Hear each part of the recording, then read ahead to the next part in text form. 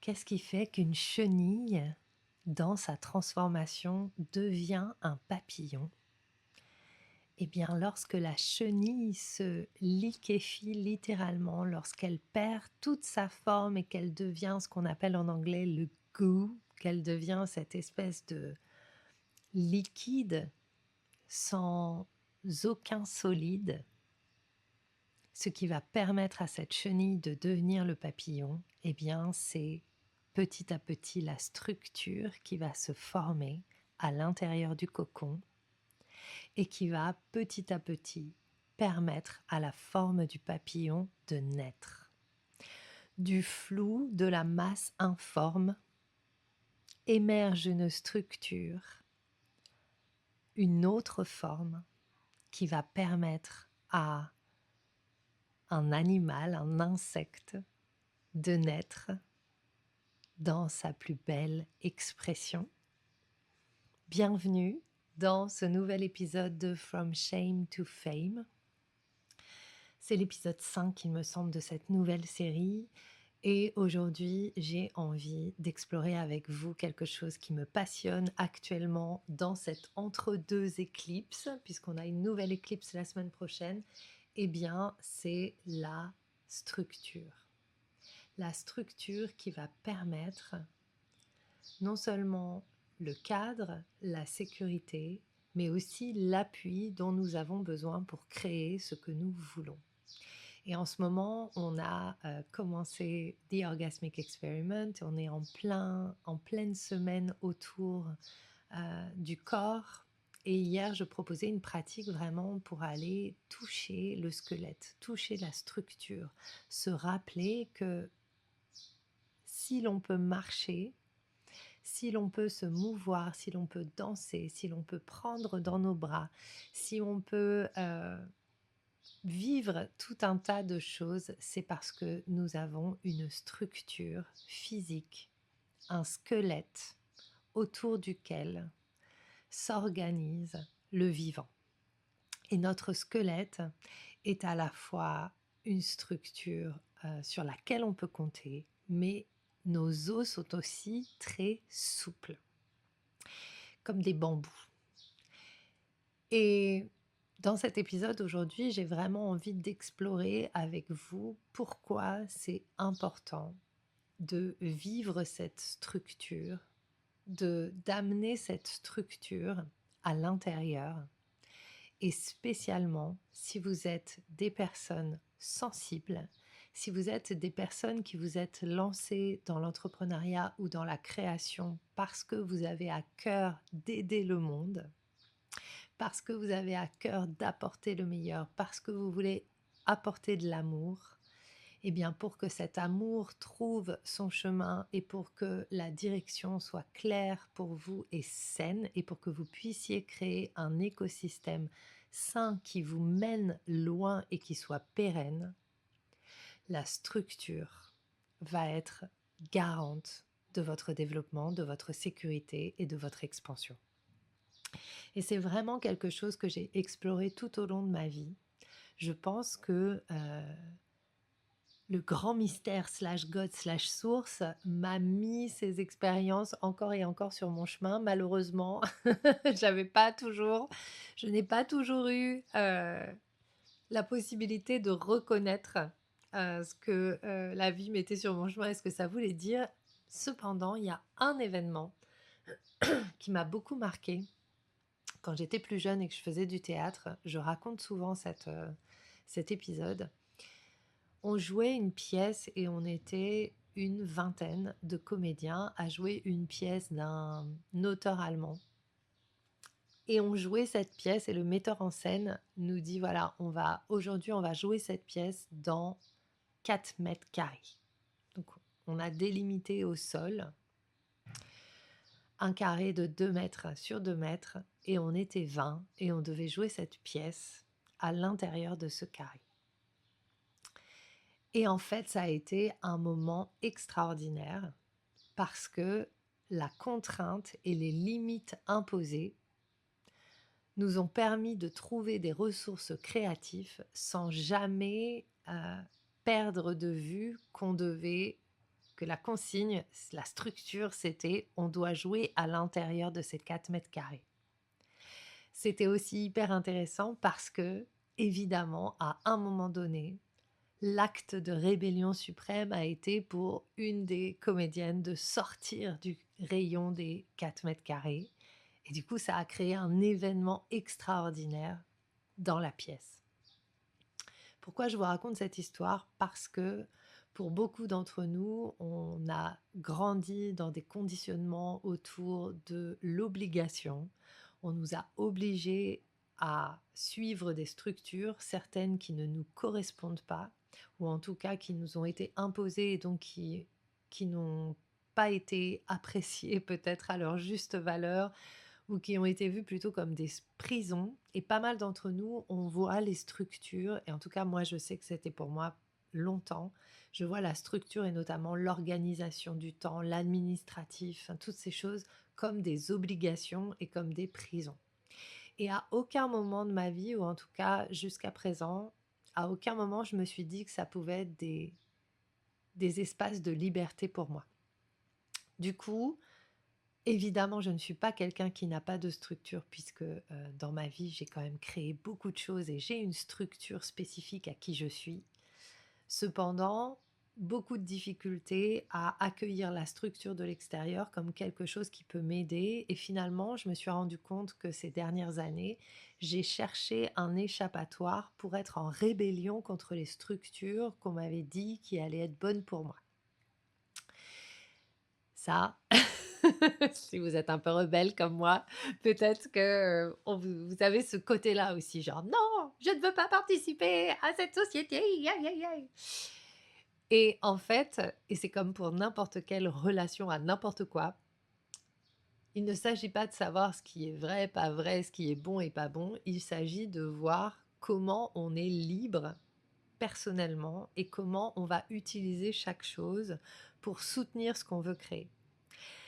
Et ce dont je me suis aperçue ces dernières semaines, ces derniers mois, c'est que en changeant mes objectifs et en décidant de vraiment donner beaucoup plus de place et en croyant vraiment profondément que je pouvais faire une différence pour le monde, eh bien la structure non seulement devenait nécessaire, mais c'était la condition sine qua non à ce que mes rêves puissent prendre vie.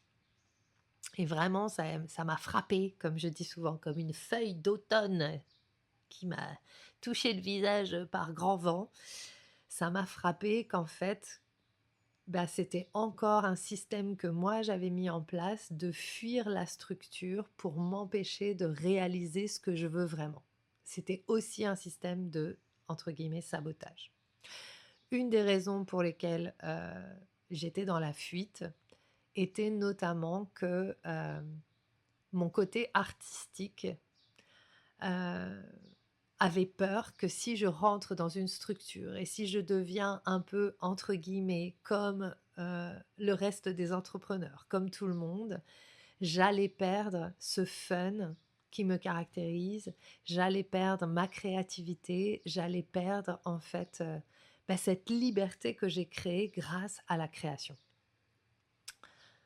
Donc j'ai d'abord eu un travail de réunion intérieure à vivre, c'est-à-dire accepter qu'il y a ma part artiste, mais qu'il y a aussi une part qui a vraiment besoin de structure pour réaliser ses rêves, pour réaliser ses ambitions, et que parfois l'artiste se met un petit peu en travers du chemin.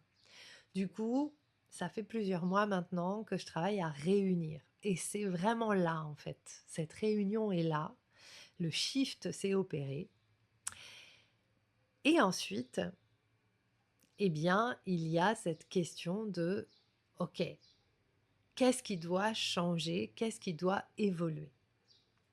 Il y a quelques semaines, je suis entrée dans une formation somatique parce que j'adore tout ce qui est shadow work et surtout, ça fait partie des fondations de ce que je transmets. Pour moi, si on ne connaît pas ses ombres, en fait, on va prendre les circonstances et on va prendre les relations comme prétexte pour ne pas aller vers l'inconnu. Donc, si on veut réussir et qu'on n'a pas encore réussi nos objectifs, voilà, les objectifs représentent l'inconnu.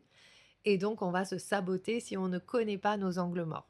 Donc j'entre dans une nouvelle formation Shadow Work, super géniale, et on a commencé cette formation par une prière collective qui s'appelle The Dangerous Prayer. Et cette Dangerous Prayer, en fait, c'est un rituel qu'on fait où on va sentir dans notre corps et on va invoquer, on va demander à la vie de nous faire grandir de 5 ans en 5 mois, puisque la formation dure 5 mois. Et j'ai mis toute ma présence et tout mon cœur à faire cette prière, mais un peu, voilà. Et en fait, en faisant la prière, en faisant ce rituel, j'ai vraiment senti que c'était juste pour moi et que oui, il allait se passer quelque chose. Et ça n'a pas tardé. La vie, les circonstances, beaucoup de choses se sont présentées à moi qui m'ont challengée. Et à travers ce challenge, qui m'ont montré tous les angles morts, tout ce que je ne vois pas, que je ne voyais pas, et qui était régi par des systèmes inconscients qui étaient les miens, et qui faisaient, et je vais être totalement honnête, que finalement ça fait 6 ans que j'ai créé mon business en ligne, mais je me suis rendu compte que c'était pas un business. C'était quelque chose que j'ai créé, mais qui était basé sur, entre guillemets, les valeurs d'une association. C'était un business associatif quelque part. Même si la structure, c'est je crée des produits, je crée des programmes, j'accompagne des personnes et je reçois de l'argent, malgré tout, et dans ma tarification, et dans ma manière d'être avec les personnes, et dans ma manière de prendre certaines décisions, finalement, j'étais plus dans le système associatif. Et ce que je vais explorer avec vous aujourd'hui dans cet épisode, c'est comment finalement mon empathie et mon grand cœur m'a brouillé l'esprit et a fait que j'ai mis en place par peur eh bien quelque chose qui ne permet pas mon évolution et qui est basé sur le syndrome du sauveur, j'ai presque envie de dire. Et ce syndrome du sauveur, et moi j'aime bien, vous savez que j'aime bien être assez tranchante sur ma propre expérience. Je ne suis pas du tout en train de me juger, je pense qu'on a tous ces systèmes en nous, donc voilà, et ça, j'espère vraiment que mon expérience peut vous permettre de reconnaître certaines choses, spécialement si vous êtes dans le bien-être, dans la spiritualité, etc. On est pétri de bien-pensance et on a été souvent éduqués à être tellement des bonnes personnes, eh bien qu'on ne se rend pas compte qu'on incarne tous un peu soit cet espace du sauveur, soit cet espace de la victime. Et finalement, le système du sauveur, c'est en gros, je vais faire en sorte que les personnes ne s'en aillent jamais de mes espaces. Et c'est un système qui est extrêmement inconscient. Et ça peut être avec les tarifs qu'on va pratiquer ou avec des choses, des décisions qu'on va faire qui ne sont pas conscientes. Ok. Donc ça, c'est important. Du coup, aujourd'hui, j'ai appelé cet épisode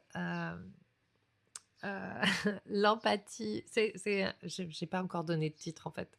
Mais l'idée, c'est d'explorer aujourd'hui comment l'empathie ne va pas te permettre d'aller au niveau entrepreneurial que tu veux vivre. Et il y a vraiment une distinction à avoir, et ça c'est important. En fait, ce que tu crées au départ, ce que tu as au départ, donc par exemple pour moi je suis accompagnante, j'accompagne depuis des années et des années, depuis toujours presque, et je suis artiste, on va dire ça c'est mes fonctions. Ça ne me sert à rien, c'est pas le sujet de devenir entrepreneur. C'est-à-dire que tes compétences, c'est pas le sujet. Tu es bonne et tu es bon à ce que tu fais. Je suis une excellente entrepreneur, pas entrepreneur, pardon, mais je suis une excellente accompagnante. Je sais ce que j'accompagne, je sais créer mes programmes, je connais ma méthode, je sais être artiste. Voilà, ça c'est mon kiff, c'est mon terrain de jeu. Ce n'est pas le problème. quand on est entrepreneur pour aller plus loin. C'est la structure entrepreneuriale qui va permettre que tu puisses vivre ta zone de génie de manière simple, efficace. Et c'est la structure que tu vas mettre en tant qu'entrepreneur qui va te permettre de développer ton génie et de le rentabiliser. Et ça, c'est quelque chose que j'ai mis beaucoup de temps à comprendre, mais du coup, le système et la structure de l'entreprise, dedans, il n'y a pas vraiment de place pour l'empathie. Donc peut-être que cet épisode va frotter certains espaces, surtout si tu as construit ton identité de coach, de mentor, de leader sur le fait d'être profondément empathique. Et c'est intéressant parce que parfois on confond valeur et respect de soi. Sous prétexte d'avoir une valeur altruiste ou humaniste, eh bien en fait, on va sacrifier quelque chose au profit de l'autre en ne se respectant pas soi. Et ça, c'est vraiment, ça m'arrive encore et encore. Et c'est ce que j'ai envie d'explorer avec toi parce que ça va être le sujet du Seven Figures Bootcamp qui commence demain. Et vraiment, dans ce bootcamp, j'ai envie qu'on aille d'une manière intensive, questionner, se poser les bonnes questions et surtout mettre en place les bonnes structures. Donc voilà, jusqu'à ce soir, le bootcamp est à 222 € et quand on va lancer le bootcamp officiellement, il va doubler. Donc ça va être 444. Mais ça va être super. Donc vraiment, si cet épisode de podcast te parle, je t'invite à rejoindre le bootcamp. C'est vraiment, ça va être vraiment super. Donc le truc, c'est que ce dont j'ai pris conscience, c'est que mon empathie m'a parfois coûté ma puissance de décision. Mon business a été basé au départ sur l'empathie, sur le fait que, et c'est mon super pouvoir que Dieu m'a donné, donc je le renie pas du tout, je sais ce que c'est de traverser des tas de choses. Maintenant, c'est derrière moi. En tout cas, voilà, j'ai beaucoup moins d'impact émotionnel par rapport à mon passé, même si parfois il y a des portes qui se réouvrent parce que je suis un être humain. Mais voilà, j'ai fait le travail et tout ça, et je suis sortie en fait de l'impact traumatique des choses que j'ai pu vivre dans ma vie. Mais je sais ce que c'est. Et en fait, j'ai vraiment cette sensation que Dieu m'a doté du pouvoir de, quand je vis quelque chose, je sais que ce que je vis, je peux le conceptualiser et le reformuler et que ça va parler à d'autres qui vivent peut-être pas exactement la même chose, mais qui vont pouvoir euh, donner du sens à ce qu'ils traversent parce que je suis en train de le vivre et que je le partage. Donc ça, c'est un peu là-dessus que j'ai basé mon business. Ça fait de moi quelqu'un d'assez empathique. Je sais ce que c'est de ne pas avoir beaucoup d'argent, je sais ce que c'est d'avoir vécu des violences, des choses compliquées, je sais ce que c'est d'être coupé de son corps, d'être coupé du relationnel, etc. Et du coup, comme je fais pas mal de chemin, je peux ressentir ce que quelqu'un ressent quand il est pris dans son ego, quand il est pris dans ses histoires. Ça fait de moi quelqu'un d'empathique. Du coup, j'ai développé tout un tas d'outils pour vous permettre de dépasser ça avec vous-même. C'est pour ça qu'on utilise la danse, c'est pour ça qu'on utilise des choses transactionnelles où vous êtes vous et vous, avec vous. Et vous pouvez accueillir ce que vous ressentez, dépasser ce que vous ressentez, comme c'est possible pour vous. Du coup, j'ai aussi basé mon business sur une identité de nana cool. C'est-à-dire que ma plus grande peur dans la vie, c'est de ne pas être aimée, parce que je suis barrée dans ma tête. Et donc pour appartenir, en plus j'ai pas de frères et sœurs, donc j'ai grandi quand même seule. Mes meilleurs amis sont des animaux. Et du coup, bon, maintenant j'ai mon mari aussi, puis j'ai quelques amis quand même. Je me suis ouverte au fur et à mesure. Mais malgré tout, j'ai créé tout un personnage, une persona de nana cool, je suis la nana cool. Et une des choses de ça, c'est que pour être cool, faut être compréhensif. C'est un truc qu'on m'a inculqué, faut être compréhensif. Donc je suis capable de tout comprendre. J'ai été très compréhensive sur des choses qui ont été physiquement insupportables. Mais c'était important pour moi, cette identité de nana cool, pour appartenir. Comme je vous le disais, j'ai aussi le syndrome de la sauveuse. On m'a éduquée à être comme Jesus, Jesus, Jesus. Et donc, je dois comprendre tout le monde et je dois aussi les aider. Je dois aider tout le monde. Donc, si quelqu'un veut travailler avec moi, je vais faire en sorte que ce soit possible. Du coup, qu'est-ce qui s'est passé très concrètement? Des, des tarifs à la tête du client, des tarifs nanana, toujours dire oui, et voilà, avec moi c'est toujours possible. Et en fait, c'est à la fois, ça correspond bien sûr à des valeurs, et en même temps, très concrètement, c'est pas viable sur le long terme, et surtout, c'est pas viable quand on a de l'ambition. À un moment donné, il faut faire des choix. Et du coup, tout ça, ça crée une peur de prendre une véritable posture de leader, parce que malgré tout, et pourtant je l'ai dansé déjà, je l'ai fait explorer, etc., j'avais encore une petite part en moi qui disait, être leader, c'est devenir méchant et sans cœur. J'avais déjà tellement travaillé dans ma vie pour que les gens arrêtent de dire que j'étais froide et que j'étais sans cœur. Alors si je deviens en plus leader et que j'ai plus de cœur, my God, c'est plus possible. Si vous êtes Capricorne, vous savez de quoi je parle. Du coup, mes espaces étaient trop ouverts. Alors attention, hein, épisode, si vous avez travaillé avec moi ces dernières années, je ne regrette absolument rien. Je vous kiffe, c'est trop bien.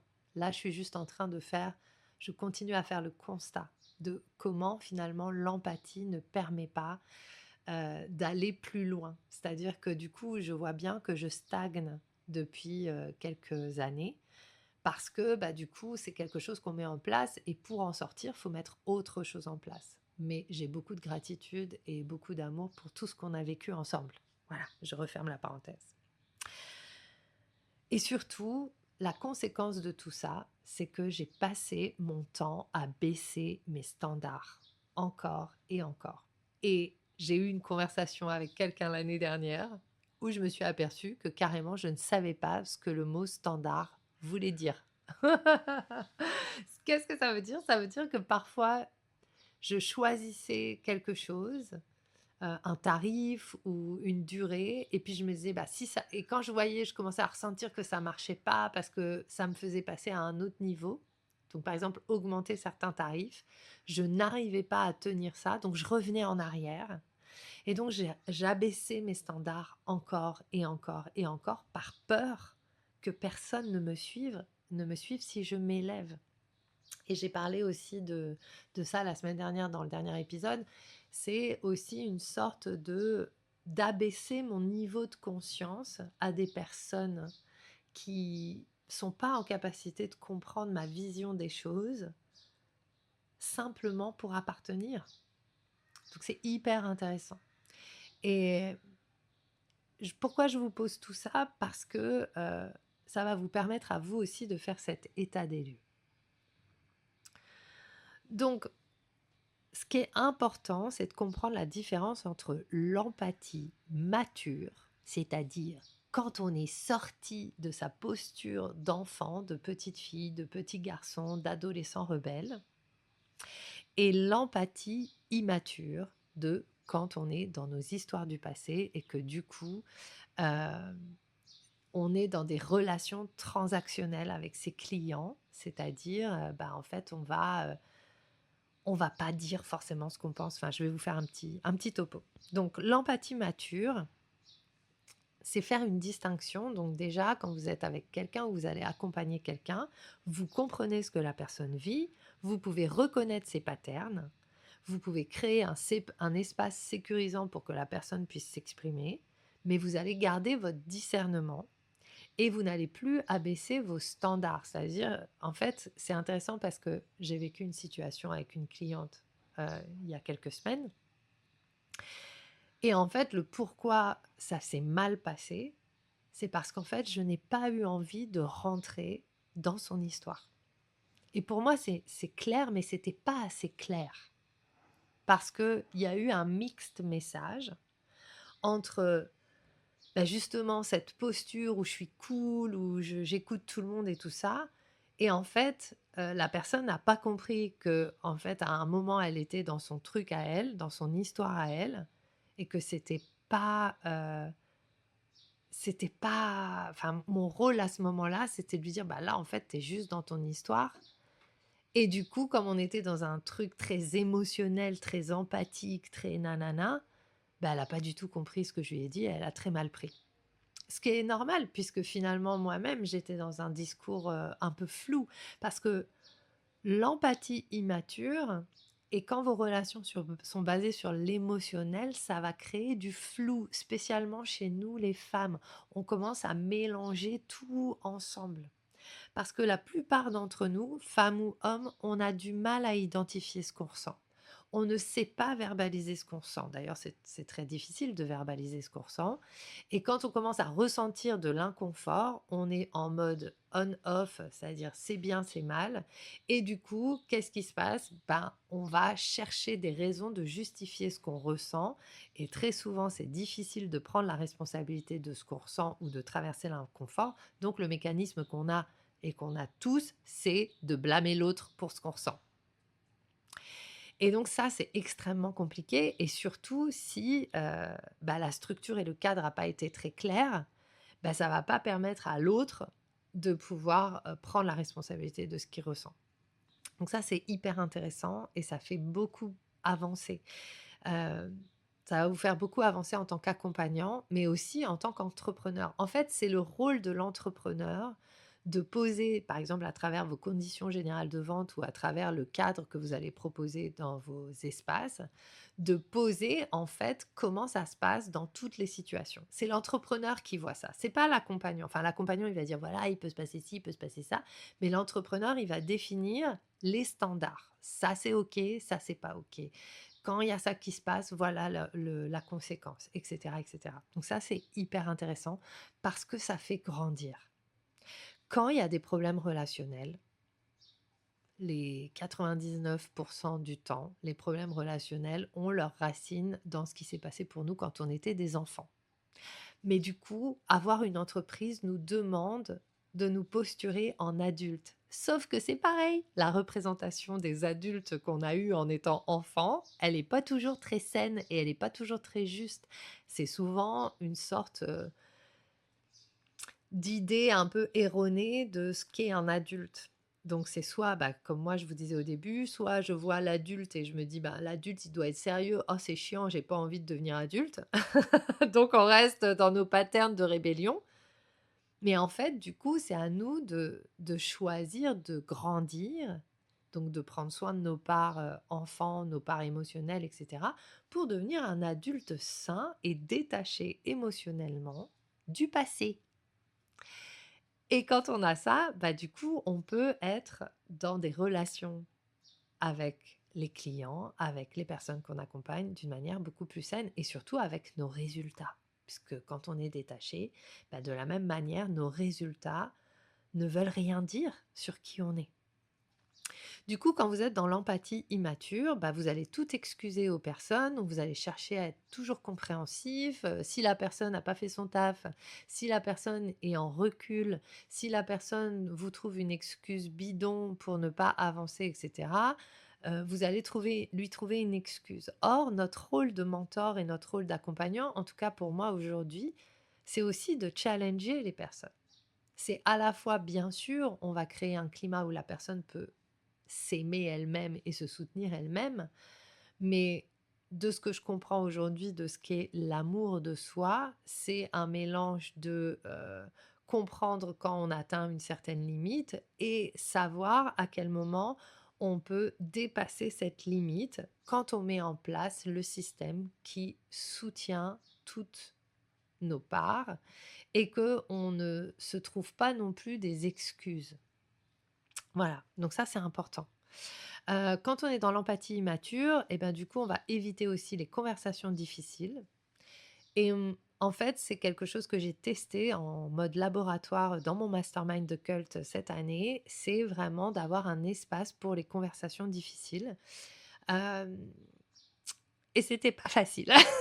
C'était difficile, mais c'était hyper apprenant. Sauf qu'en fait, encore une fois, on doit tous être au même niveau de maturité, émotionnelle, en fait. Et si on l'est pas et puis voilà, on a tous, des choses différentes et parfois il y a même des clientes qui arrivent dans nos espaces qui ont des pathologies. Enfin, la limite entre le coaching, la thérapie, tout ça est quand même assez ténue et encore une fois, il y a des misconceptions. Il y a des mauvaises conceptions. C'est aussi pour ça que pour moi aujourd'hui, redéfinir, très clairement la structure permet de savoir ce qu'on crée et j'ai vraiment compris grâce à tout ce que j'ai pu expérimenter ces derniers mois que moi j'adore le shadow work et j'adore l'humain, j'adore accompagner l'humain, mais j'accompagne l'humain pour qu'il sente puissance lui-même. Je ne suis pas le substitut du parent défaillant en fait. Et je ne suis pas non plus une représentation du parent idéal. Je suis un être humain, on n'a pas de lien de famille. Et donc dans les projections qui arrivent, et je suis OK pour prendre certaines projections, c'est pas un souci, mais en fait, je vais mettre une limite et je vais forcément renvoyer à l'autre que c'est sa part de enfin, c'est sa responsabilité en fait de faire ce qui est bon pour lui pour dépasser ses propres limites. Et là où je suis bonne, c'est à voir quelles sont les limites qui sont en train de se jouer et à mettre un peu le nez, bah, comme on fait pour les petits chiots.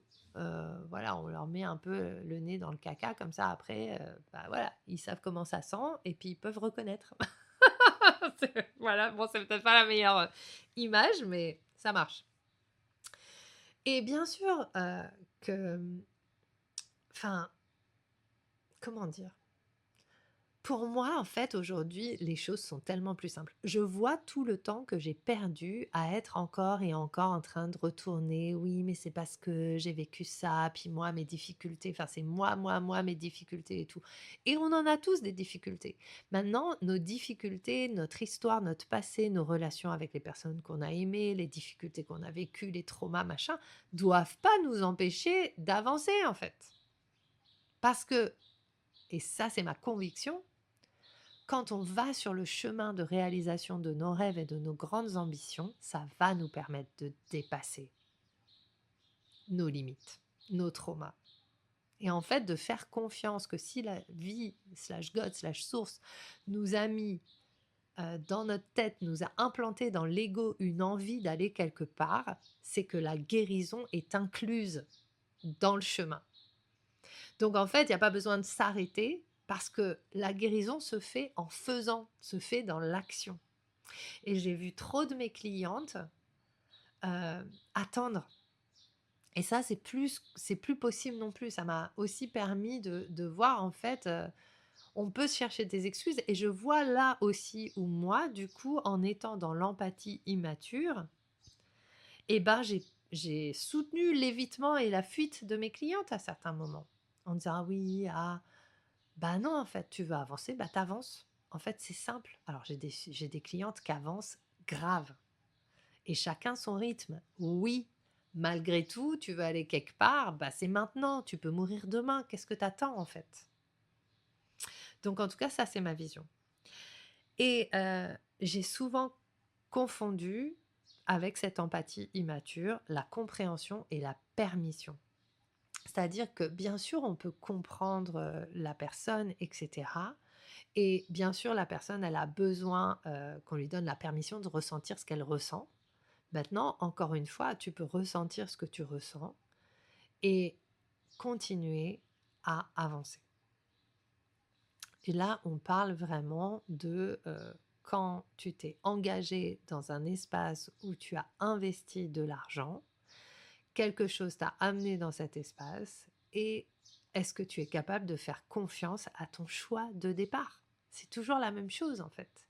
Et quand il arrive ce jeu de projection ces difficultés qui arrivent, parce que moi aussi j'ai des mentors que j'adore et en même temps parfois je les déteste et en même temps j'ai plus envie de les voir en peinture et en même temps après je reviens en me disant j'y vais encore plus.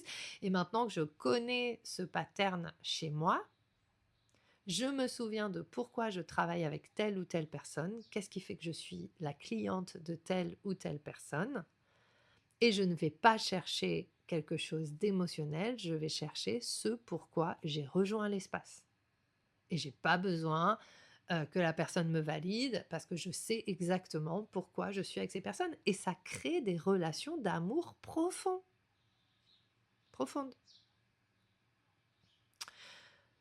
Parce que du coup, il y a beaucoup de respect.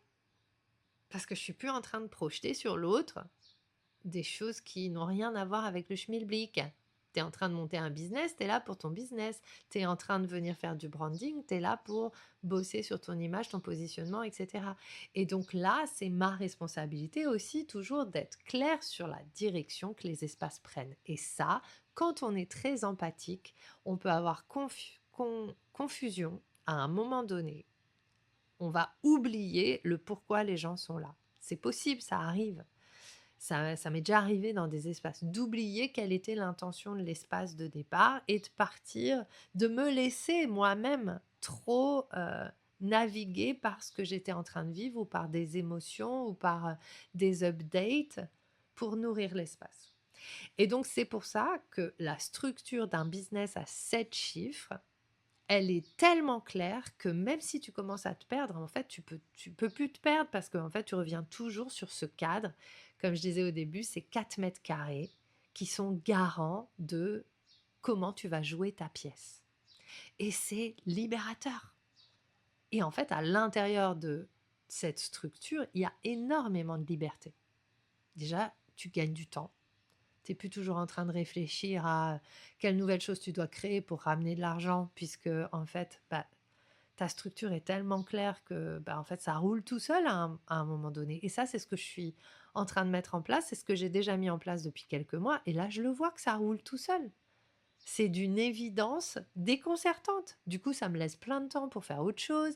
J'ai pu faire de la musique, restructurer mon label. Enfin voilà, du coup, j'ai pu donner à mon artiste un espace de jeu pour qu'il ne soit pas frustré quand je m'occupe de l'entrepreneur.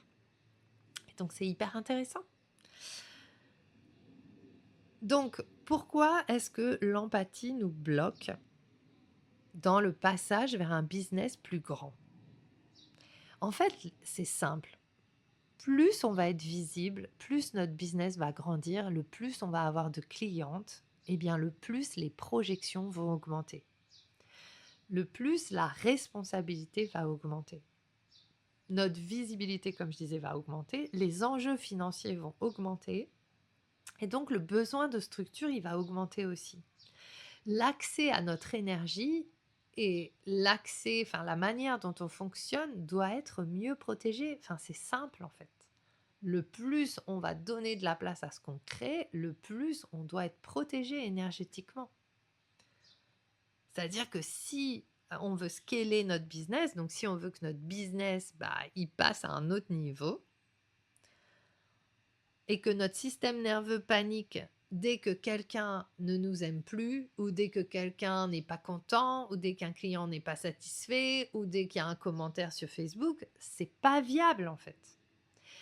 Et la structure et la conviction et la confiance, ça va être le nerf de continuer. Vraiment. Et ça, en fait, il peut se passer n'importe quoi quand vous savez quelle est votre structure et ce que vous kiffez transmettre. On peut vous raconter n'importe quoi, vous pouvez revenir à votre structure. C'est important aussi du coup de s'entourer de gens qui croient en vous. Donc moi, c'est pour ça que je suis dans beaucoup de mastermind, enfin beaucoup. J'ai été dans beaucoup de mastermind. Aujourd'hui, j'en ai encore un. Je suis dans un mastermind francophone. Je pense à rejoindre un mastermind anglophone à la fin de l'année. Et je suis dans une formation. Et voilà, et je m'entoure de personnes qui sont capables de me comprendre et de soutenir ce que je traverse. C'est hyper important. Sinon, en fait, c'est toujours la même chose. C'est pas péjoratif, mais si vous vous entourez de personnes qui ne vivent pas ce que vous vivez, vos problématiques ne vont pas être comprises. Enfin, quelqu'un qui est salarié depuis 40 ans et qui a toujours le même salaire qui tombe et qui a ses vacances à un moment et tout ça, ne va jamais comprendre ni votre implication, ni votre engagement, ni votre vision des choses quand vous êtes entrepreneur. Donc, il faut vous entourer de personnes qui comprennent ça. C'est pour ça que les collectifs sont hyper chouettes. Même vos clients, s'ils ne sont pas au niveau de chiffre d'affaires que vous êtes, si vous êtes sur accompagner des personnes qui débutent, par exemple, ou qui se lancent, elles vont pas avoir les mêmes problématiques que vous. Donc, c'est important aussi d'avoir d'autres personnes qui vous soutiennent. Donc, voilà. Donc, du coup, quand vous allez passer à 7 chiffres, bah, votre identité basée sur être aimé, ça marche, ça pas marche. C'est plus possible, ça marche plus. Et c'est flippant. Je vous avoue que pour moi, c'est flippant. Je vois l'inconfort, quoi, de me dire en fait, c'est pas que j'en ai plus rien à faire, parce que moi, je suis une validation junkie. Donc voilà, le fait de me dire bah, j'en ai plus rien à faire et de le faire sans être dans la rébellion, sans être dans l'ado rebelle qui dit bah de toute façon puisque vous m'aimez pas, bah, je vous aime pas non plus. Non, le but c'est pas ça non plus. Mais voilà, c'est hyper intéressant. Du coup, poser ces nouveaux standards, ça devient tellement important. Et ça, c'est ce qu'on va vraiment aller voir aussi dans le Seven Figures Bootcamp. Moi, mon nouveau paradigme aujourd'hui, c'est je peux être profondément empathique et rester dans ma puissance. Donc, je peux comprendre sans non plus chercher des excuses. Voilà. Je peux être cool à partir du moment où je suis vraiment claire. C'est-à-dire qu'en fait, quand je suis très claire, eh ben, ça me détend. Donc, je suis plus cool. Je peux être chaleureuse, mais inaccessible à certaines dynamiques. Il y a des choses, moi, c'est pas possible. C'est-à-dire qu'à un moment donné, si tu me manques de respect, par exemple, bah non, c'est pas possible. Donc ça, par exemple, dans mes conditions générales de vente, bah aujourd'hui, c'est écrit noir sur blanc. S'il y a un moment, je sens qu'il y a une sorte d'attaque personnelle ou quelque chose où je sens qu'il y a vraiment un truc de manque de respect, on parle en one-to-one, on s'échange, voilà, en privé, mais ça, c'est pas OK dans mes espaces. Et si vraiment ça prend trop de place, ben, tu peux être enlevé des espaces. Donc ça, c'est important aussi. Je peux comprendre ce que tu vis et ne pas être d'accord et dire non. Je peux t'entendre et ne pas considérer que ce que tu appelles ta vérité, bah, c'est pas la mienne, en fait, tout simplement. Je peux aimer mes clientes et je suis pas obligée de les porter. Ça aussi, hein, quand vous êtes très empathique, c'est pas facile. Je parlais l'autre jour du fait que finalement, je me rends compte que je pourrais avoir un syndrome de mère toxique. Heureusement que j'ai pas d'enfant. Yay! Je ne torture émotionnellement que mon chien. Mais bon, voilà. Et du coup, voilà, ne pas porter ses clientes, ben, moi, j'avais apparenté ça longtemps à être dur. Mais en fait, non. Je suis pas là pour porter mes clientes. Elles sont grandes, elles sont adultes et elles se débrouillent. What the fuck? Je peux vendre cher et être intègre, comme je peux vendre à n'importe quel tarif et être intègre. Et donc ça, l'intégrité, ben, on va en parler. C'est très intéressant, ce sera l'objet d'un autre épisode parce que je pense que ça permet de sortir de la honte. Aujourd'hui, n'importe quelle personne peut vous dire non mais t'es pas intègre. Enfin, oh là là, non mais c'est vrai quoi, les réseaux sociaux, tout ça, les mots qui sont employés pour tout et n'importe quoi dès qu'il y a un machin. Vous êtes des êtres humains, vous faites de votre mieux. On fait de notre mieux. Moi, je fais de mon mieux. J'essaye d'être dans l'intégrité. Et puis parfois, ça m'arrive peut-être de pas l'être et c'est ok, mais je fais de mon mieux. Donc voilà, je tends à être dans une forme d'intégrité autant que faire se peut, parce que parfois mon inconscient m'amène peut-être aussi dans des espaces. Faut arrêter de chercher à être le parfait petit accompagnant et le parfait petit entrepreneur. On apprend. Et c'est justement aujourd'hui dans mes standards, je veux des personnes qui comprennent ça. On apprend tous. Même le meilleur entrepreneur du monde continue à apprendre. Et d'ailleurs, s'il continuait pas à apprendre, il n'aurait pas sa super entreprise et il ferait pas des millions à l'année. Évidemment. Et on peut avoir le cœur ouvert et des standards pardon, non négociables. Voilà, aujourd'hui, il y a vraiment des choses pour moi qui sont non négociables. Et avec beaucoup d'amour, il y a des choses, c'est plus possible. Voilà. Donc, si tout ça, ça vous parle, ben, je vous invite à rejoindre le Seven Figures Bootcamp. C'est un espace, pour l'instant, qui va être sur Telegram. Donc, je vais vous partager non seulement des questions, on va être vraiment sur un bootcamp. Donc, ça veut dire que c'est un temps court, mais on va être à fond.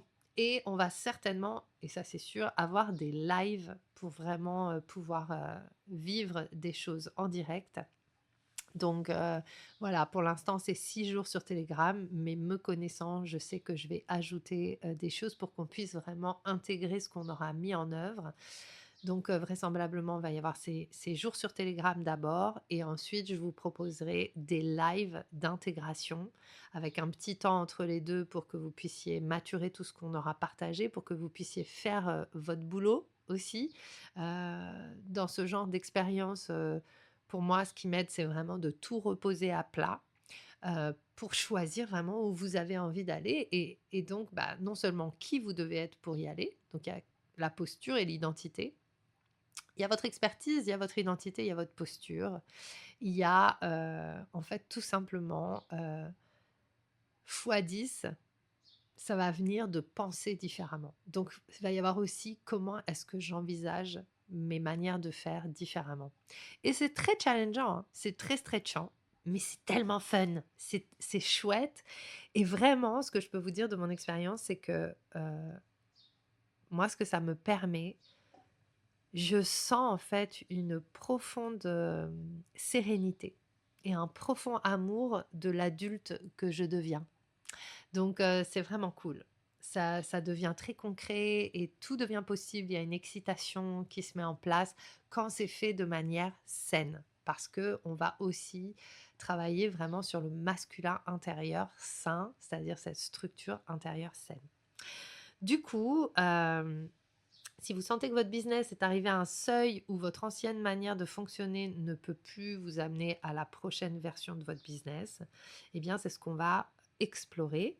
Donc, on va travailler sur l'identité, pardon, les standards, la structure, l'argent, le leadership, l'expansion et notre capacité à recevoir plus sans rien sacrifier. D'accord? Sans être dans le sacrifice. Voilà.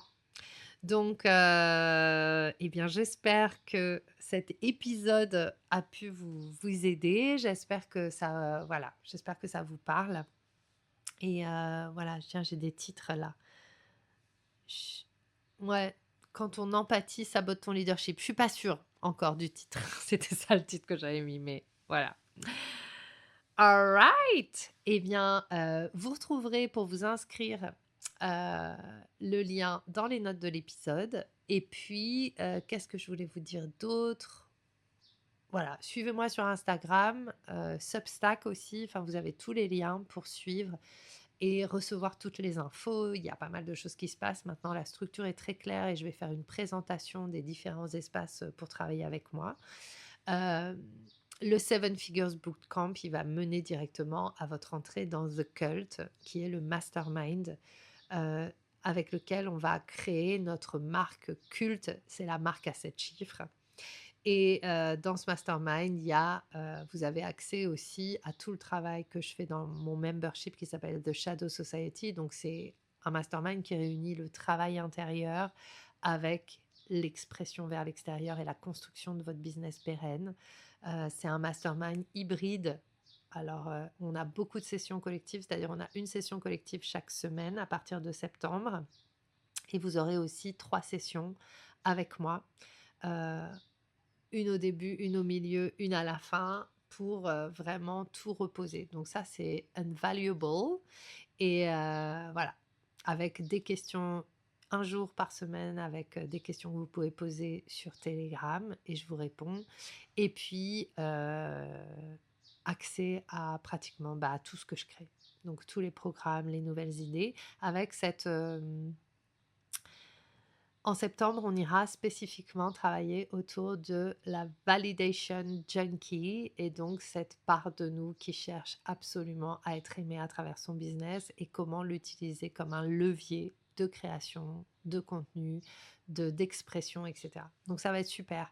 Donc il y a le bootcamp, c'est votre premier step. Et si vous rejoignez le bootcamp et que après vous décidez d'entrer dans The Cult, le tarif que vous investissez dans le bootcamp sera déduit du tarif de The Cult. Donc c'est voilà, soit vous vivez le bootcamp et ça vous sert, soit le tarif sera déduit. Donc ça peut être vraiment super, surtout si vous avez pensé à rejoindre le mastermind. Voilà, merci de m'avoir écouté. Je vous souhaite une magnifique journée et je vous dis à très vite pour de nouvelles aventures.